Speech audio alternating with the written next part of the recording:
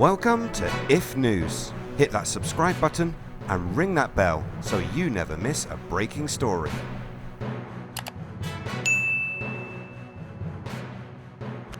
The first story is some paranormal activity that was captured in Thailand when a wheelchair was seen to move under its own power. Thailand went crazy with ghost fever as it watched CCTV footage which was released that claimed that a ghost was captured. The viral video of the moment a dead man's wheelchair appeared to move on its own. Most of the country became convinced the spirit of the wheelchair's former owner had returned and taken one last ride shortly after passing away at the hospital in the northern Thai city of Udon Thani. The unsettling CCTV was taken on May 23rd and shows the wheelchair slowly rolling out of a corner, moving forward to a ramp, all without anyone pushing it. The wheelchair then slowly rose to a stop. It appears to turn slightly before going against gravity and creeping its way back up the slope. Many commenters online said that the wheelchair's movements seemed to be deliberate and appeared to be as if someone or something was moving it. This whole incident sparked a mild panic at the hospital.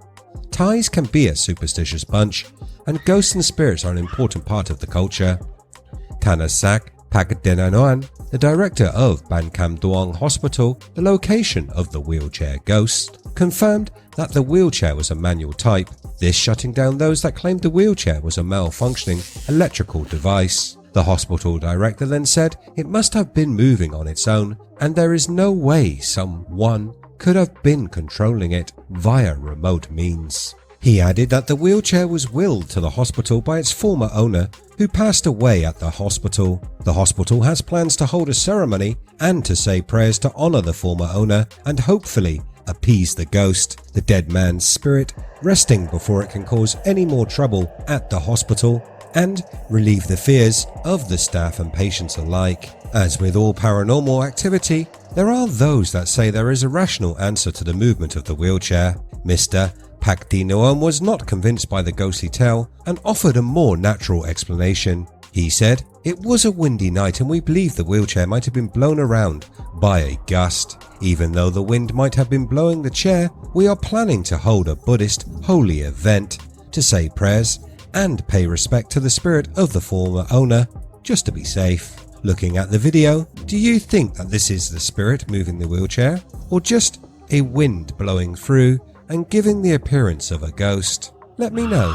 Next up, we go from ghost to aliens and a UFO sighting on Google. Google Maps often hides mysteries. Many have claimed to find everything from a murder to Bigfoot on its street view and satellite feature. Now the keen eyes of the internet have discovered another anomaly, leaving many gobsmacked. Scott Waring, a UFO enthusiast I have mentioned here on the channel in a number of previous stories, believes that he has found a fleet of spacecraft off the Greek coastline using Google Earth. Waring posted his findings to etdatabase.com, in which he said, "There is a fleet of UFOs off the coast of Greece which I found using Google Earth maps. You can head over to 40 degrees 27.2.58 north, 20 degrees 51.46.24 east on the Google Maps page and see them for yourself." Waring is 100% certain that what has been accidentally captured is a UFO and that it is massive. He estimates the size to be approximately 262 feet across, this by comparing the strange spherical object to a nearby house. Commenting on the smaller UFO, he said that it was almost the same size as an American football field. I recently looked at giant UFOs in another video I've linked above. These images are not new. Researching what he had discovered, Waring found that these images date back to 2016. This being said, scrolling through the feature that scrolls through time and updates, the images in the last 2 years show that the aquatic anomaly has been becoming clearer and more visible. Waring also says that the images are not that rare, and when scrolling around maps of the world he often comes upon strange images of what seems to be spherical craft. Waring said, "These UFOs appear to be 640 feet across. These therefore must be alien motherships of some description." Waring later adds how he has heard rumours about the existence of an alien base not far from Greece. wherein closes out his ideas by suggesting that these UFOs could have links to that nearby secret base. He wrote, "The base is 3 miles, 5 kilometers below the Rocapia Italian castle. They call themselves W56, one of the many different alien species living here. So, is this proof extraterrestrials are here on the planet and maybe they are holidaying on the Greek islands?" Jokes aside, Greece is a very historical place with many myths and legends of gods. Many have suggested that these gods could be ancient aliens. Maybe these Google images prove that old gods never left after arriving from the stars.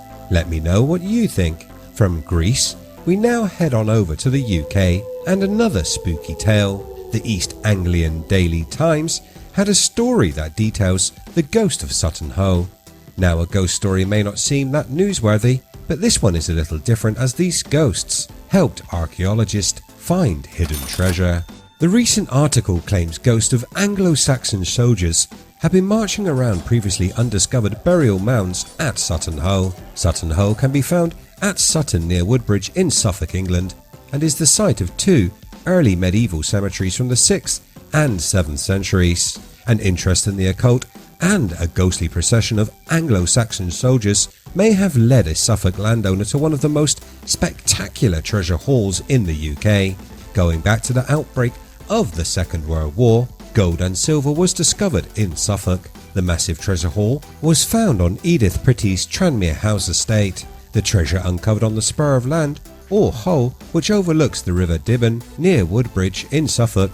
The story has many paranormal aspects. Firstly, that the woman consulted a spiritualist after her husband passed away, and she became heavily involved in the medium movement, forming a strong friendship with William Parrish and his wife, and giving him the financial backing that allowed them to set up a healing house in East Sheen in London Borough of Richmond upon Thames. Edith was not short of money, so the financial support was not a problem for her. Edith's estate boasted 18 Anglo-Saxon burial mounds, which had, over the centuries, been extensively looted to the point where it was widely believed all their treasures were long gone. This is when the spirits of long-dead Saxons led to the discovery of yet more gold. Edith's friend, a Dorothy Cox, visited the estate and saw the ghosts. These ghosts were marching around one of the burial mounds. These sightings were not a one-off. She saw the soldiers every time she came to the house, this convincing her that there was buried treasure in the mound. Maybe the Saxon ghosts were protecting it. Edith herself had a dream about a huge pale horse and rider. She believed it to be the spirit of the man in the burial mound. In the dream, gold objects flashed up as she saw the body in the grave. She was so convinced that the dreams were visions, she sought help to uncover the treasure. In June of 1938, estate labourers dug into 3 of the mounds, discovering the remains of a ship burial in one. The following spring they tackled the largest of the mounds and found iron rivets from the hull of a 27-metre long Anglo-Saxon ship. These findings meant the experts had to be called in, and within days, archaeologist Peggy Piggott and her husband Stuart began their dig. This is when she discovered gold in the ghost ship. Seeing something glinting in the soil, a tiny gold pyramid inlaid with garnets was found, this being just the first piece of a large treasure haul. 263 objects were found, including weapons, silver cutlery, gold buckles, coins, and a distinctive full-faced helmet, the only one of its kind found in Britain. So had the ghosts guided these people to the treasure? Do they still march around the burial mounds? In an interesting development, an article in The Economist suggests that Anglo-Saxon soldiers are still patrolling. This time, however, they march the halls of the British Museum. They keep an ever-watching eye on this valuable collection, and as with the Thai ghost and its wheelchair, CCTV sometimes catches them on patrol. On one occasion, a guard bolted the double doors and moved on to the next room, only to be informed by a CCTV operator that the doors stood widely open again. Video footage of the gallery showed them moving spontaneously. That brings us to the end of the news stories. What did you think of these 3 tales? Fact or fiction? Let me know your thoughts in the comments below. As always, if you like what I do here on the channel, hit that red button, like and share. You can catch the latest by searching We Are If. Thanks so much for watching. I'll see you next time.